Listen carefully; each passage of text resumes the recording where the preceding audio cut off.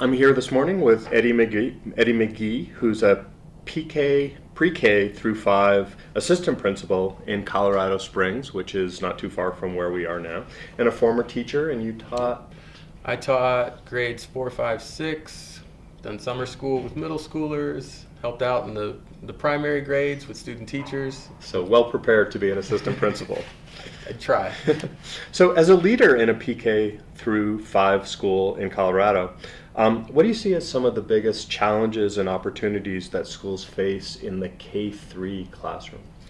I'll speak from the two worlds of a teacher and an administrator. From a teacher aspect, I think some of the biggest variables or the biggest things that impact the classroom would be just where kids are coming from, for their background knowledge, their background exposure and experiences, whether they've been to a pre-K, or are they coming in straight into kindergarten, or are they coming straight into first grade without access to kindergarten or pre-K. So I think you have various levels of students when they come into school, various academic levels. You have some kids that are able to read when they come in, and you have some that are still learning phonemic awareness. They're learning phonics. They're learning, basic letter names. And so having that range coming into kindergarten is huge, because that range grows as they move up in the grade levels. As they move up to 5th grade, it's not unheard of to have a range of levels from a pre-primer to, let's say, a middle school or even high school level, and you have that range of academics in your classroom. So from a teacher aspect, that's what I notice. From an administrator aspect, some of the biggest challenges are there are a lot of priorities that a district has and that a school has. And as you try to meet those district priorities and school priorities, which are aligned oftentimes with what the community wants, which is from the board, you have to sort of go with that. And it's hard often to, I guess the best way to say it is to figure out which priorities you need to focus on. And oftentimes the ones that are the most immediate are the ones that come from your district level and your board and your superintendent, and you have to follow that. Some of the other challenges are, I think about like our teacher prep programs that we have in the state or even in our nation.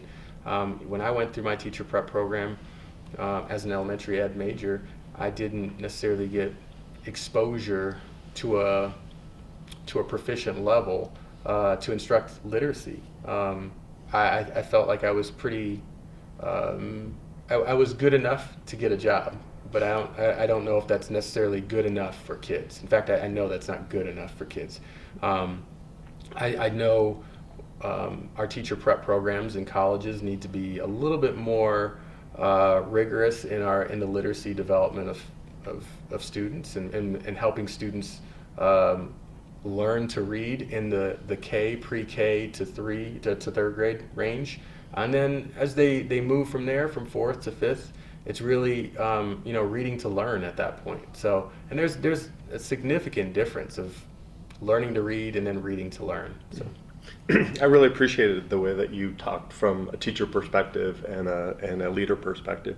Mm-hmm. One of the things that was really surprising to me in the K-3 Policy Guide report was that the range in the starting time for school for kids across the state. So, for example, 10 states require that 5-year-olds attend schools, but 15 states don't require that kids attend schools till they're 7 or 8 years old. Mm-hmm. And some states don't require kids to attend kindergarten. Mm-hmm. So why do you think there's so much variation across the states, and what are the implications of this, of kids starting at different time points?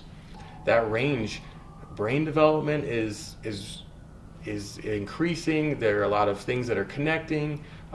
Experiences, learning experiences become really important. Social experiences become important. However, not everybody moves at the same pace, so you have to almost look at kids as individuals in that, and parents knowing what's in the best interest of their kids. Mm-hmm. I also know,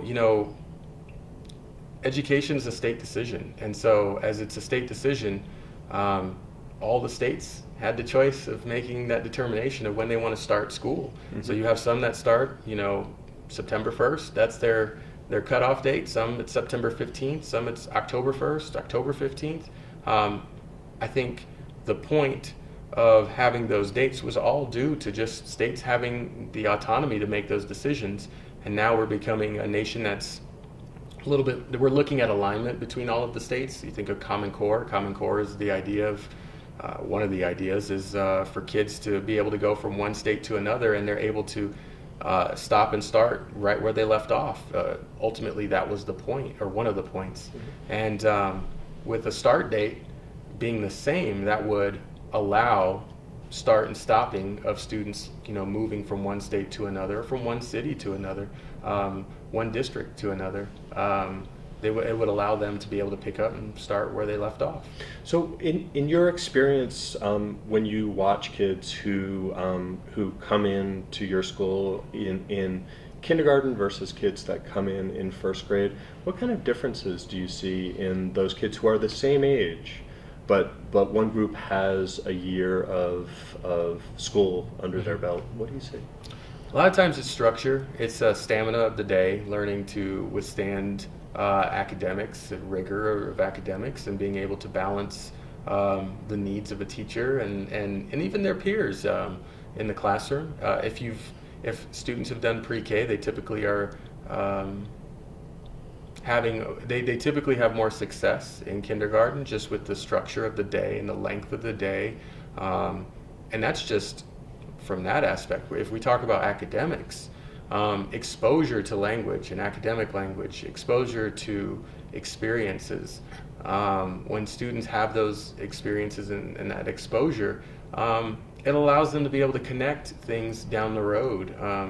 As I think about learning their ABCs, learning letter sounds, the more time you have learning that, the better it'll stick with you. It's no different than a 16-year-old that's learning to drive. The more time they have behind the wheel, the more proficient they will be, and the safer they'll be.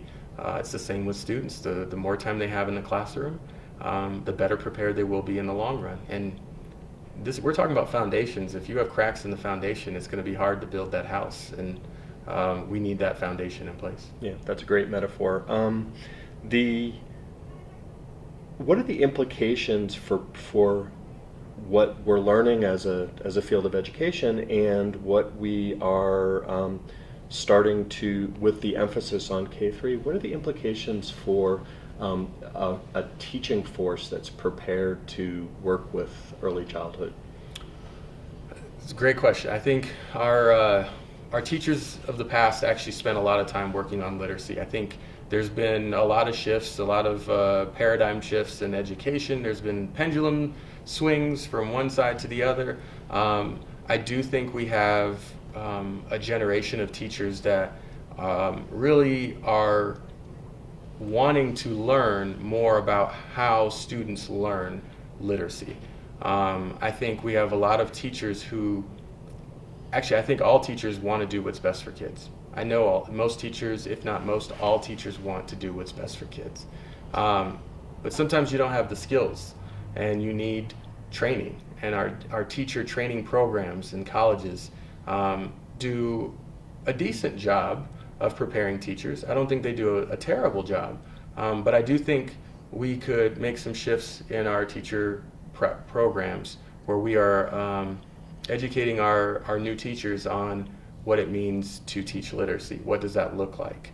I think it's important for a kindergarten teacher to know how to teach phonemic awareness and phonics and fluency and comprehension and vocabulary. But I also think first grade, second, third, fourth, and fifth grade teachers should also know that, because the real world is we have a range of students with various needs, and we need to meet those needs. So what about from a leadership perspective? What are some of the implications of this increasing emphasis on K through 3 and even PK through 3 for school leaders? I think it's important for school leaders to know about literacy. What does it mean to teach literacy at all of the levels? When are we learning to read, and when are we reading to learn? How do you teach phonics? How do you teach phonemic awareness? How do you coach that in a teacher? So it's really important, even in school leaders, to know what that means so you can better support your staff. I also know from a school leadership standpoint, when you're looking to hire teachers, you want to hire teachers that are the most qualified. You want to hire teachers that have the experiences or have the potential to make an impact in a positive way on a student's life with literacy.